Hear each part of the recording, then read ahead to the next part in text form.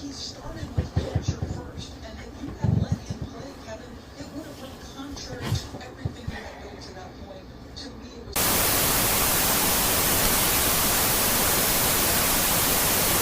Hey, you got it, man. You got it. That interview is no reason. You know what I mean? You feel me? I ain't in the hockey.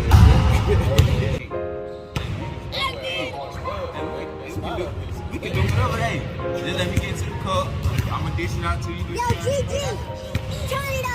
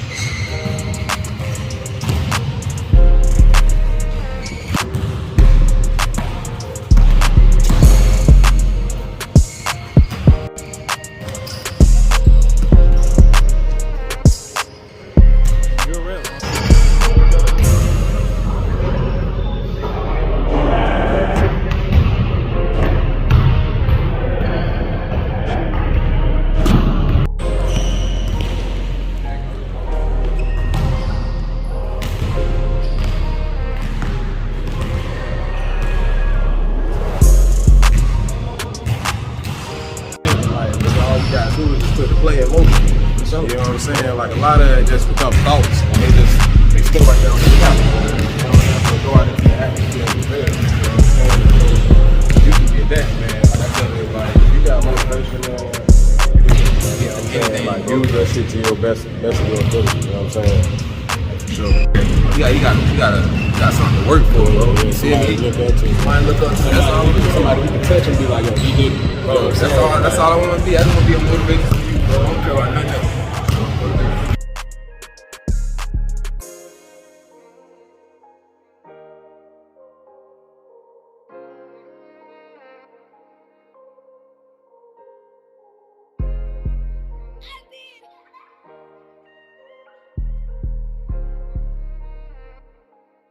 Yo, GG, turn it up.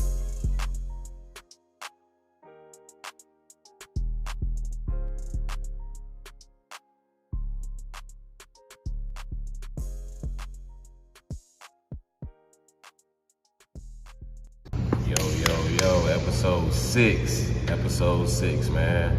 DeVonte Pettaway, in the building. Appreciate you, man, for coming through, man. Say That Shit podcast. Got a young legend in the building, man. We in his sanctuary, the gym. You know what I'm saying? The place where he is most comfortable. Talk to me, man. Tell the people a little bit about yourself. Let them know who you are. You know what I'm saying? Where you from? Where you repping? Vonte Pettaway. I'm originally from Elizabeth City, North Carolina.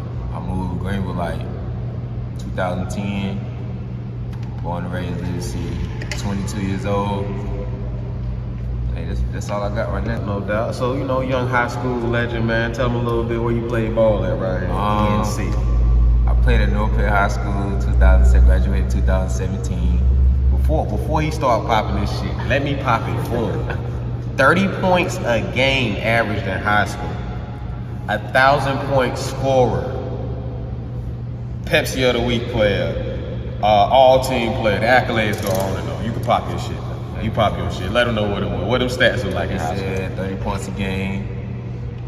Pepsi player of the week. 1,000-point score. All-star game recipient. It just carries on and on. It was just all motivation, hard work. That's all it is. That's all it was.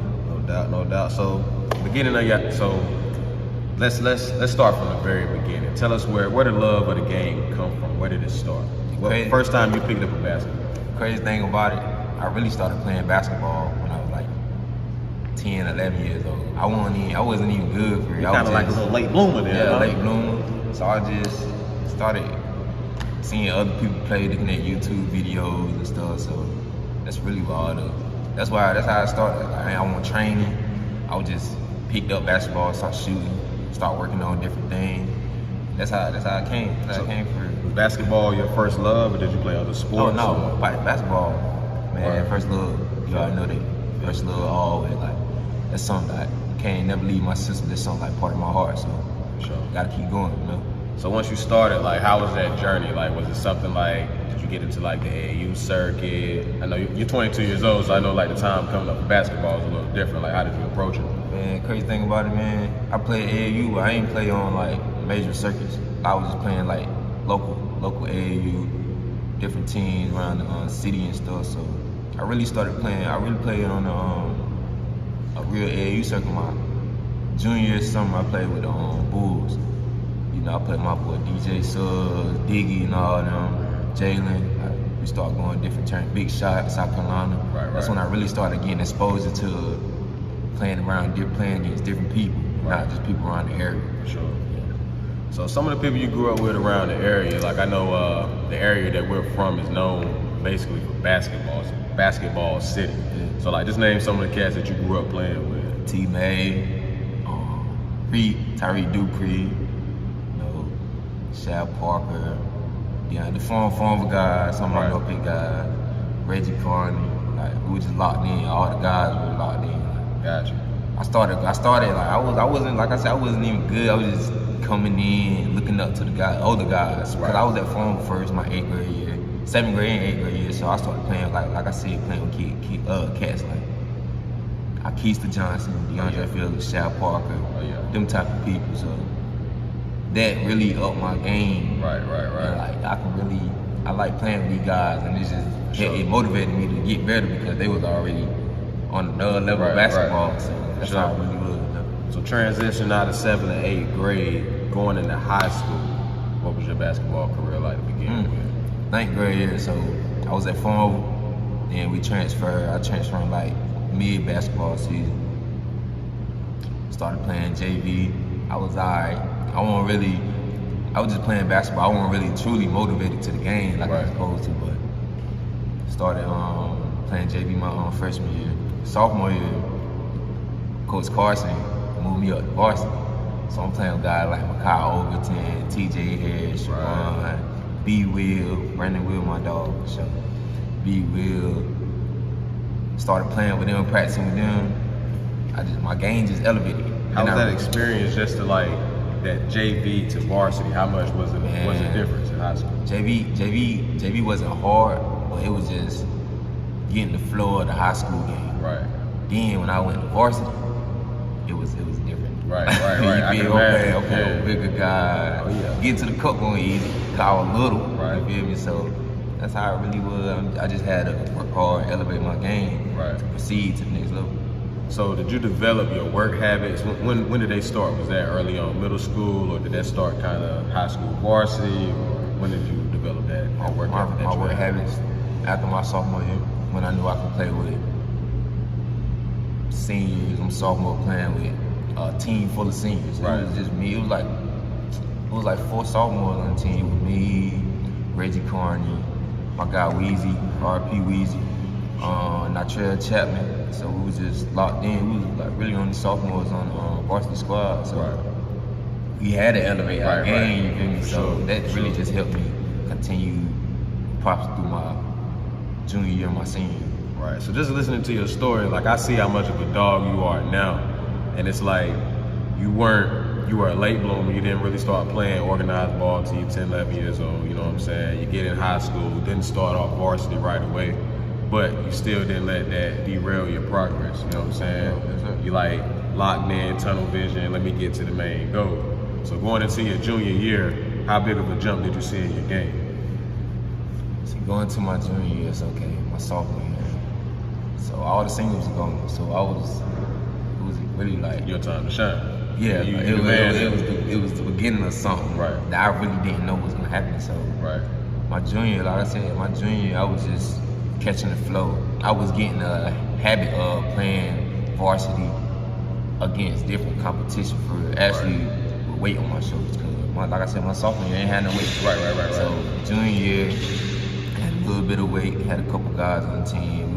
We was really a solid team. We just had to mix it up and just keep going for real. So like I said, my junior year wasn't even bad. We made it to the second round playoffs. Lost the former boy, straight dogs. Former boy, he's different. Hey man, former cat's different. That's how it was, man. Sure. Senior year, it was uppity up. Yeah. You so, feel me? So junior year, you stepped into kind of more of a leadership role. You know what I'm saying? As the point guard on the team, you know what I'm saying, which makes a lot of sense. But I know that senior year is when it really, really, really took off for you.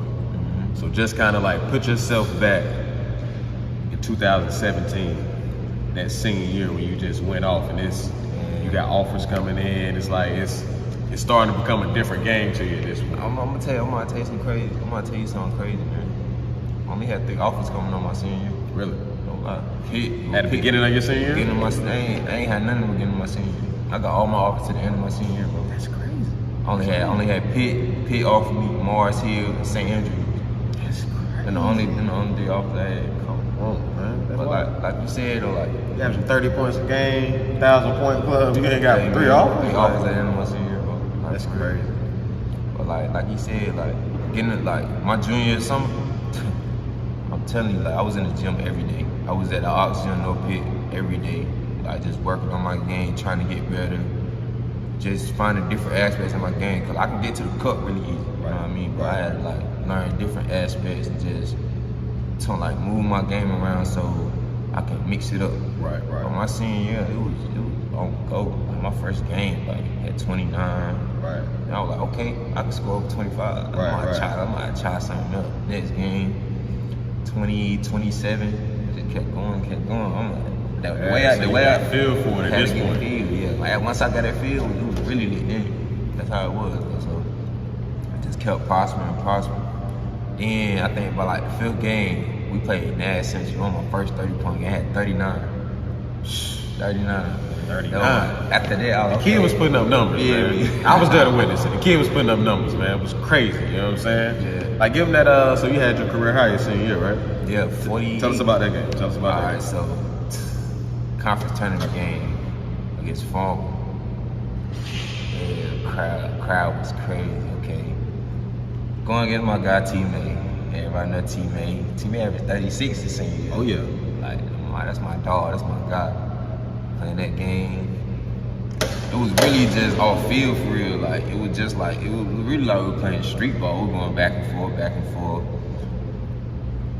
Ended up with 48 points, bro. Yeah, and we won. First time. That's the last time we beat Farm for real. I was at that game. That was one of the most like back and forth games. Like I'm talking about, he scored, Tyler scored. He scored, Tyler scored. He get fouled, Tyler go down, hit a 3-pointer. Like vice versa. It was crazy. You know what I'm saying? Like. Between the two of y'all put up like 90-something points that game. Like, you know what I'm saying? That was a crazy game. But how did that make you feel though? Just like, I know that's one of those games where it kind of like solidifies your talent. Like, you know, like not only can you're in your bag at this level, but you feel like you can go on to the next level and get into it. Man, the crazy thing about that game, man, you know Tyler, he had the offers coming in junior year, so Tyler already solidified for it. So he's really just putting in work, so he can get where he need to be. Right.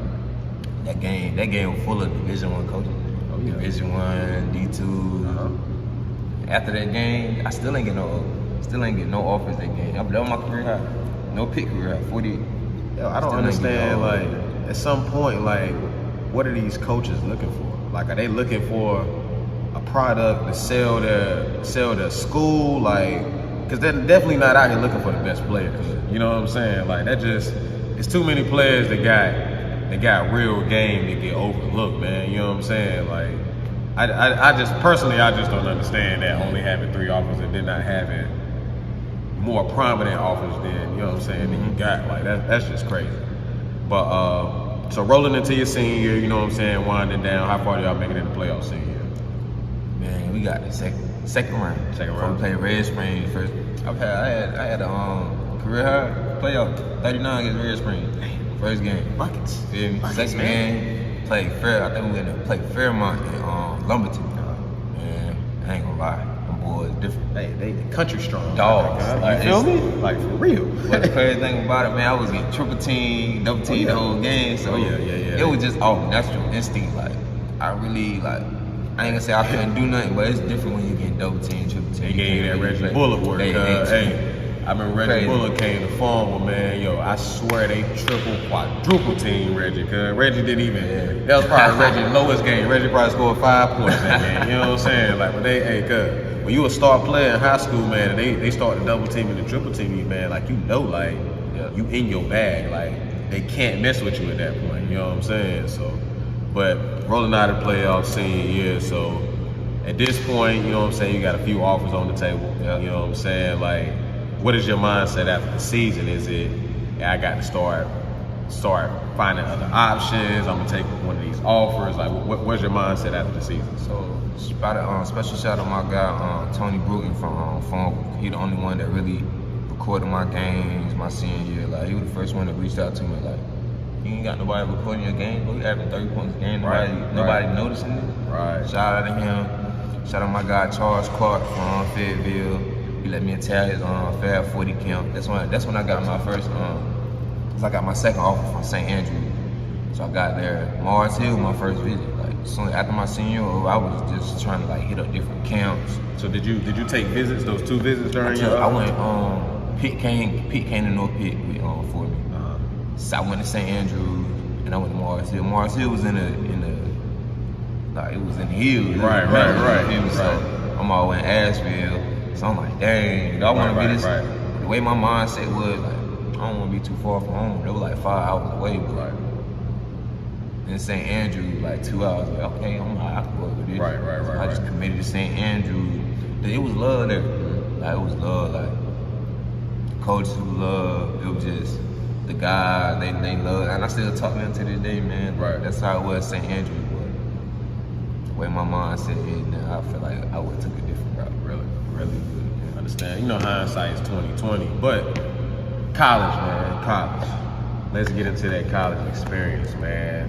Freshman year, stepping into, you know what I'm saying, some new shoes, a different role. Just give me a breakdown of like what that was like. Give me a breakdown of what it was like for you to mentally transition. And I had plantar fasciitis, little condition in your head where like from your calf muscle to your Achilles tendon is like really tight. And it just got worse and worse. So I missed like a whole month of workouts. I was in the boot. I was walking around campus in the boot. Like mentally, man, I'm like, why? That's what I was trying to figure out. Like mentally, like what did that do to you? What I do? I'm talking. I done put the whole summer. I'm talking about the whole summer before I started my freshman year. Man, I was in the gym every day, man. And it just hurted me because like I felt like all my hard work was going to waste. Right. But mentally, I'm like, okay, I still get another chance. My freshman year, like this can be my learning year. But I tried to play. I played like 8 games. I couldn't get a red shirt. I tried to thug it out. I tried to get my feet wet before I could get where I wanted to be for real. So I ain't really had no solid freshman year because I was hurt. But my best game in college, well, I had 22 against the #1 ranked NAIA team in the region. Allen University had 22 points. So like, how did you get through that situation? Man, like was it a lot of those praying nights late nights in the gym? Was it, was it those nights where you just thugged it out and cried? Like, why me? Like, that's all it was. You know what I'm Long saying? night, I just thugged it out and cried, man, because I was a freshman, I'm young, so I really ain't know how to take all of it. Right. And I got school. Right. You feel I got stuff going back at home. Like all that was just crumbled on me. All this going on and you becoming a man all at the same time. I can't get in the gym because I'm walking in the boots. So it would be different if I was in the gym. And the gym is your sanctuary where you release and you're not able to do that. So man, it was long nights, man. I'm talking about my grade slip, man, just walking around campus with a boot. Just looking at the guys play. Right. Like it's like, dang, bro, like, why me? Right. I feel like I could be helping them up our games and our levels. So it was just mentally I was gone. My freshman year, I was gone. Like, I was wiped out the first first 2 months of college, bro, I was wiped out. I just had to thug it out and get through the school year for real. That's tough. Like coming from the situation we came from in North Pitt, like star player, no injuries, you know what I'm saying, always out there. So like that, injuries to athletes can be tough, you know what I'm saying, mentally. Like physically, you can get back from an injury through rehab, you know what I'm saying, in time. But it's like mentally, you can lose yourself along the way. You know what I'm saying? And mentally, if you can stay strong throughout that process, man, that's when you come out of the back end after rehab 110, 120%. You know what I'm saying? So athletes, please take heed of that, man. Like your mental is very important. You know what I'm saying? Do not try to overwork or out-exercise your mental. It's very, very, very important. You know what I'm saying? But coming out of your freshman year, though, going into that sophomore year, what was the transition like? Were you still at St. Aug, or was it a transfer situation? Or? Yeah, so after I left St. Andrews, I went to Pitt. I was like, okay, I'm gonna come home and see what I can do. Appreciate Coach Miller for giving me the opportunity for it. That's a real stand-up guy. Right. I did it. I went to Pitt, came home Pitt. They let me commit. I played. Crazy thing about it, workout was going good, everything, man. Right before the first game of the season, got in the car accident. Hey. I got in the car accident, had a concussion. I'm in the first 5 games. Time. You know what I'm saying? Again, Crazy. Couldn't try to get my feet wet again. Where's the plantar fasciitis all? Damn. That's my ankle. My ankle weak. I couldn't really get into a flow of it like I wanted to. We had a solid season though. I wouldn't even be selfish on my part just to think about it, but we had a solid season. Right. Like, just depending on everything. Went to Region 10, went to Danville, played in the championship game, so that's really all it was. So my sophomore year was just solid. That's all it really was. So sophomore year, where are you at now in the basketball process? How did your college situation pan out? Okay. Then went to Bluefield College. They gave me another opportunity last year. But coach seen me 2 years ago when I had a low fade at Pitt Community.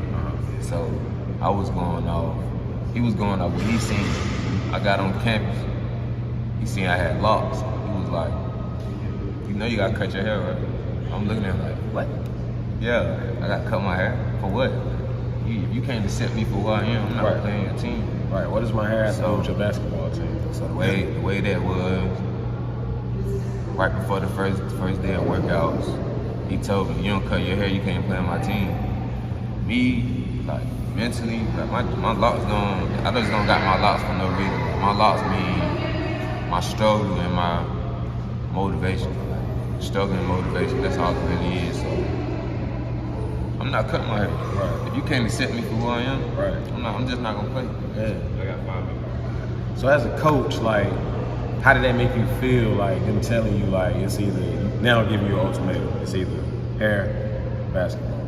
Man, honestly, I'm going this hair, like, because, like I said, you're not gonna take my manhood from me. Right. Like, I'm a man just like you are. Right. We got the same skin tone. Right. You gonna tell me I gotta cut your hair to play on your team? Feel It's crazy. But all the guys on the team, they understood my situation. Right. But they still gave me an opportunity to get my degree. I graduate in May, so still getting that.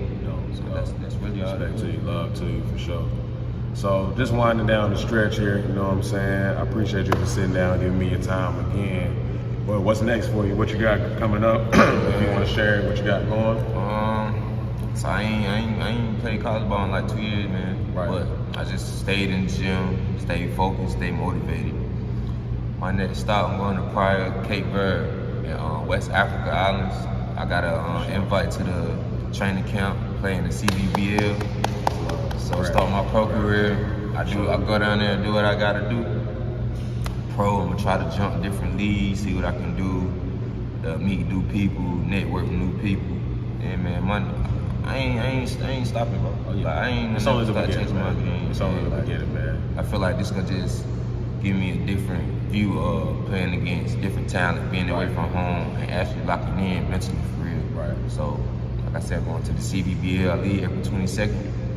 So now it's just hard work and dedication to get to where I need to be. For sure. For sure. That's love, man. Again, I appreciate you for sitting down with me, man.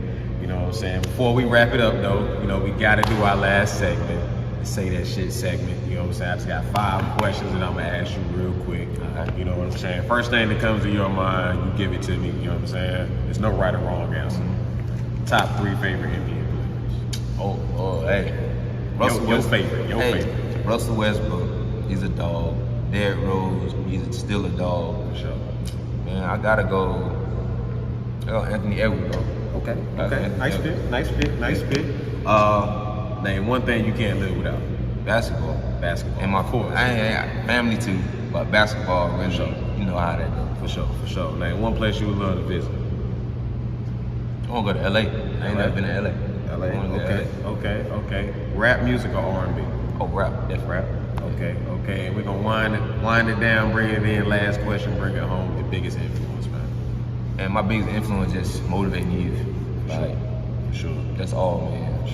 I want them to see my story, and I want them to like take part of it. Like, he didn't give up. So as I keep growing and prospering, like locking in mentally, I'm not gonna give up.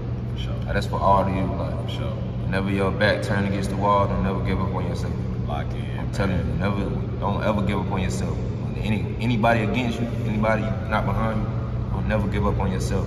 At the end of the day, you're going to that grave alone. Ain't nobody gonna be with you. So always lock in mentally by yourself. For sure. That's 100 again, man. Appreciate the love, baby. Appreciate you for coming through, man. For sure. Say That Shit, episode 6. We out.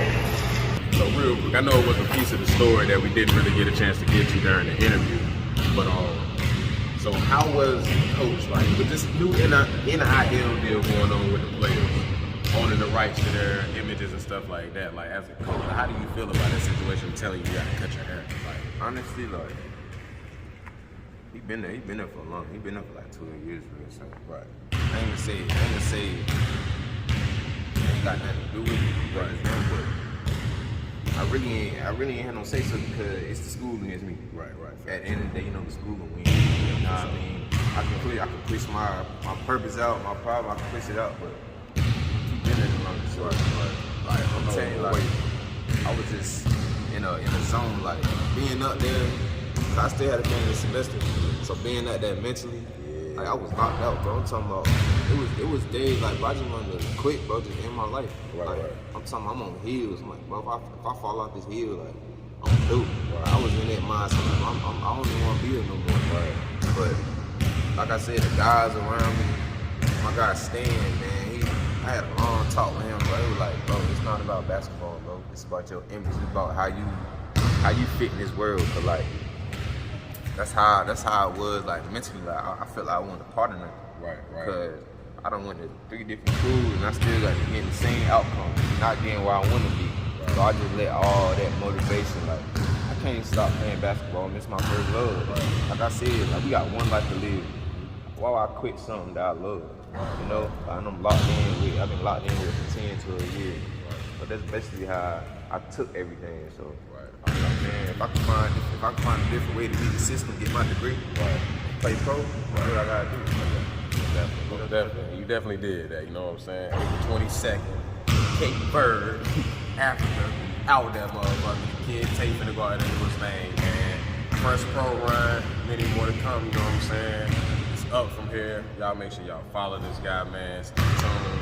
One of the most hard-working, motivating men that I know, man, you know what I'm saying? Keep your head down and grind, man. You'll definitely get your dream, man. Dreams to reality. Say That Shit podcast. It's a motherfucking man. Yes, sir. Hey, we got it. We got it. I got you, my man. Yeah, that's straight. You feel me? Hey, we got it right now, bro.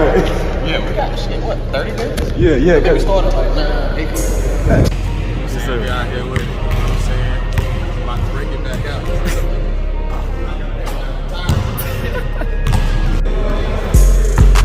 Fall in a while. And look, ACL, Okay.